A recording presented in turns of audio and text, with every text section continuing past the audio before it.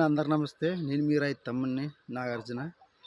ఎంతకాలం కడతామని ఒక్కడిని ఇంకా నీళ్ళు కట్టేది. అందుకే ఈరోజు మా అమ్మని అడుగుతా పెళ్ళి ఏమంటుందో చూద్దాం. పదండి ఏమంట. ఏం చేస్తున్నామే? రోజు ఒక్కడిని నీళ్ళు అట్లా అవుతున్నానుమే.